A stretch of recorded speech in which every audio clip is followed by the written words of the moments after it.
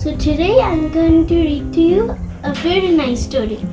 It is called Treasure Island. It is a very nice story and an interesting one. It is about a few pirates trying to get some treasure, but it's not that easy. So let me tell you about their story. Let's get on with the video. So this is the book that I'm going to be reading. So there's a very interesting book, as you can see.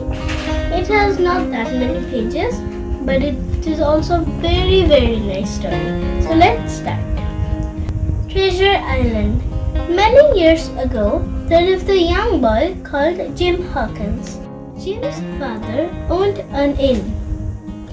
One day, a sailor named Billy Bones came to lodge at his father's inn. The man had a long scar across his face and carried a sea chest with him. Billy Bones was reserved by nature. He paid Jim 4 pence a month to keep a lookout for a sailor with one leg. Days passed, but no one paid a visit to Billy Bones until one evening a serious man called Black Dog visited him. Billy Bones was troubled to see him. Soon after the mysterious man left, he fell ill.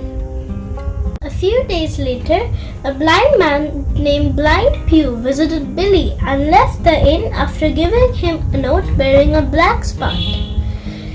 Billy Bones told Jim, "A black spot means that my old shipmates are coming. They will surely kill me." Billy Bones was so frightened that the next morning he died out of a stroke. Without wasting time, Jim told his mother about Billy Bones' mysterious visitors. Jim's mother quickly took him and went to the village to seek help. Nobody agreed to help them out of fear. They returned to the inn and forcefully opened Billy Bones' chest. They found a sealed bundle of papers and a pouch filled with gold coins. Jim kept the papers safely and took some money, which Billy Bones owed them.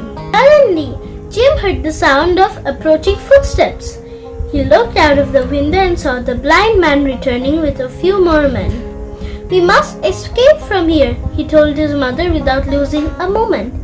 They escaped through the back door while the blind man kept knocking at the front door. One evening, Jim went to the area where barrels filled with food were kept. He found one barrel with only one apple at the bottom. He got into the barrel and sat there quietly. While sitting there, he overheard Long John Silver and another crew member, Israel Hands, planning to kill the captain after the treasure was found. Jim was very frightened. After some time, he managed to escape from the barrel. He informed the squire about it. They both took some crew members into confidence. By then, the Hispaniola reached the island. The captain told the sailors to go to the shore for a while. Jim too decided to go with them and slipped into one of the boats. Once he stepped on the island, he ran to the woods where he came across a strange-looking man. Jim was very frightened to see him. The man introduced himself as Ben Gunn. He told Jim that he was once part of Captain Flint's crew. He was abandoned in the islands 3 years back and knew where the treasure was hidden. Meanwhile, Square and Dr. Livesey and their trusted crew members had also reached the island. They were hiding in a log house with Union Jack, flying on top when Jim found them. "We have to leave the ship. The pirates attacked us and seized the ship," said Dr. Livesey. Then Squire Trenolque suggested that they all must keep a lookout for the pirates. Jim told them about his meeting with Ben Gunn. The next morning, Jim decided to board the ship. As soon as he boarded the ship, he saw 2 pirates. One of them was dead and the other was badly wounded. Jim managed to trick them and forced him to take the ship to the other side of the island. Before returning to the log house, Jim killed the pirate.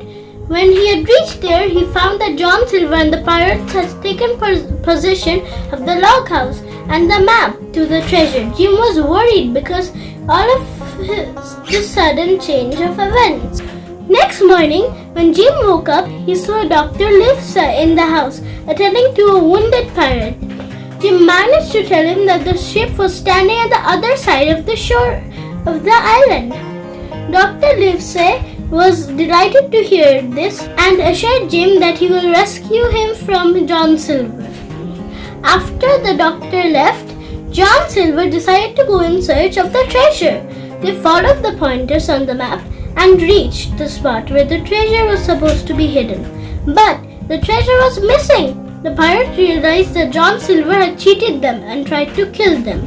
Dr. Livesey and Squire stopped them and took them to Ben Gunn's cave, where the treasure was safely hidden. The next day, they all set sail for home. They anchored midway at a port and found that John Silver had taken a few gold coins and was missing. Without bothering about him, they headed for home and lived happily ever after. So guys, I hope you enjoyed this video, and I also hope that you liked the story. Please like, subscribe, share and hit the bell button for more notifications when my video comes out.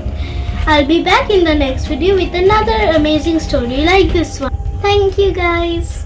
Bye.